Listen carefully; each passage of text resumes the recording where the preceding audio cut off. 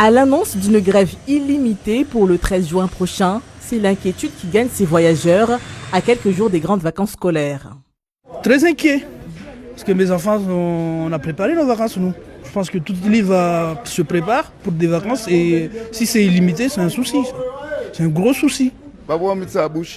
Le 13 juin qui arrive là, je serai à Mada. Je pars dans quelques jours et je ne sais pas comment je vais faire.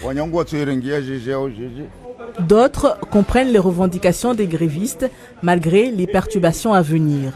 Moi, je pense que c'est nécessaire en fait vu que les gens ont besoin de faire les grèves pour avoir le droit, etc. Mais de l'autre côté aussi, c'est un peu gênant pour les autres et pour les passagers aussi. Mais bon, il n'y a pas le choix en fait. Les taximans sont eux aussi inquiets pour leur chiffre d'affaires. Et nous les taximans, c'est là qu'on profite de notre chiffre d'affaires, comme tous les transports. Et c'est pas bon. J'espère qu'ils auront leur sécurité avant qu'il y ait la grève.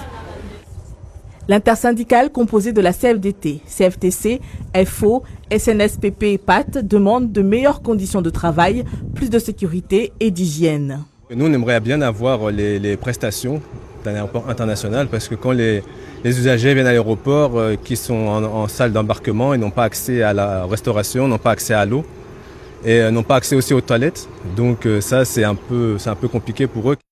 L'intersyndicale demande aussi une augmentation de salaire de 10% pour tous les salariés et une prime annuelle de 4 000 €.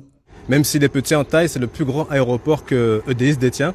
On a un aéroport de niveau protection niveau 8, ça veut dire que c'est les gros porteurs qui arrivent à Mayotte.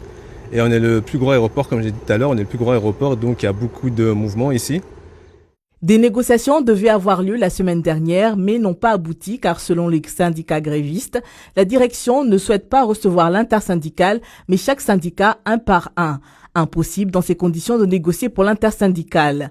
Nous avons contacté la direction de l'aéroport qui nous a dit ne pas être disponible aujourd'hui pour répondre à nos questions.